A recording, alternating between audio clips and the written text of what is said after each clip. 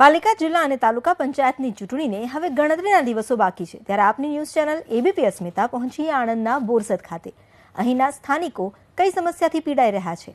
ચૂંટણી નજીક છે ત્યારે નેતાઓ પણ પ્રચારમાં આવ્યા અને જનતાને અનેક વાયદા કર્યા, તો નેતાઓના વાયદાની મતદાર પર કેવી અસર વર્તાઈ રહી છે અને આવનારી ચૂંટણીમાં કયા મુદ્દાને ધ્યાનમાં રાખીને લોકો કરશે મતદાન, જોઈએ આ અહેવાલમાં।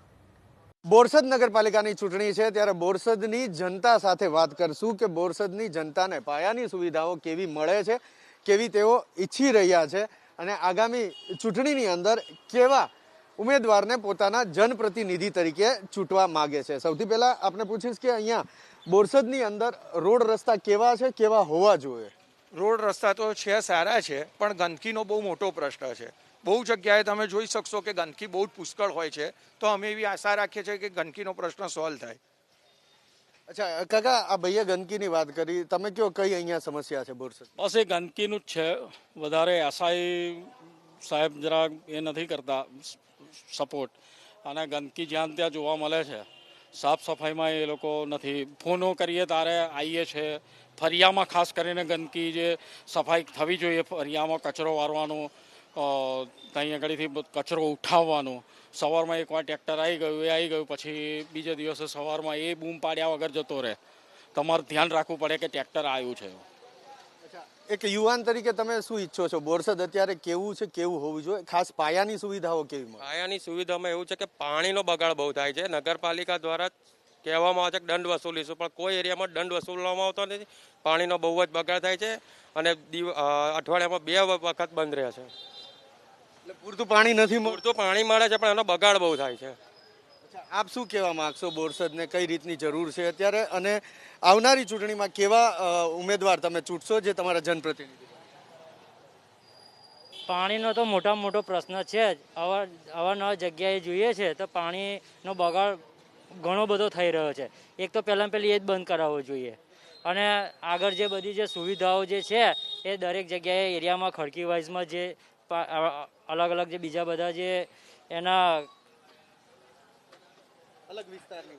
અલગ વિસ્તારમાં જે ગંદકી થઈ રહી છે બહારની સાઈડે, એ બધું બંધ કરાવવું જોઈએ, અને આ જે ટ્રાફિકનો જે બહુ વધારે પડતો પ્રોબ્લેમ છે એ બધો સરખો કરાવવો જોઈએ। સમગ્ર બોરસદની અંદર ટ્રાફિકનો પ્રોબ્લેમ છે, એ શેના કારણે થાય છે?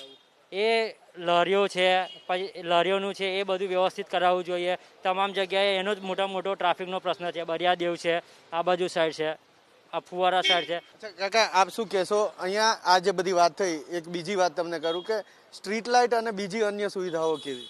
સ્ટ્રીટ લાઇટ ને અન્ય સુવિધાઓમાં તો બોરસદ નંબર 1 આવે છે, અને ખરેખર તો જોવા જઈએ તો કચરો જે આગળ હેમલભાઈએ કીધો, કચરોનો પ્રશ્ન ઘણો મોટો છે, એને ખરેખર સોલ્વ કરવો જોઈએ।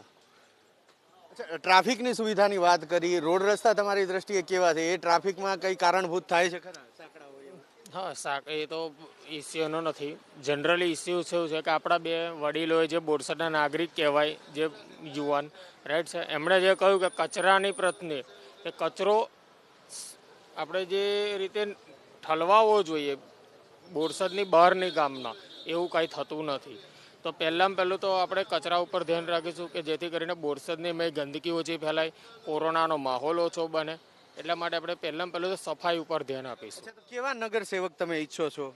કોને કેવા લોકોને ચૂંટશો?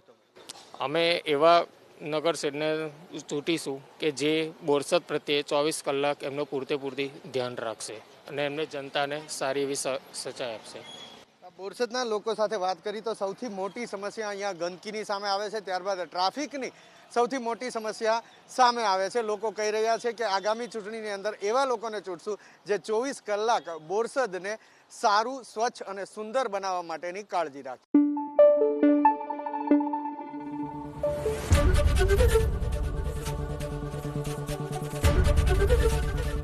એબીપી અસ્મિતા, ગુજરાતની અસ્મિતા।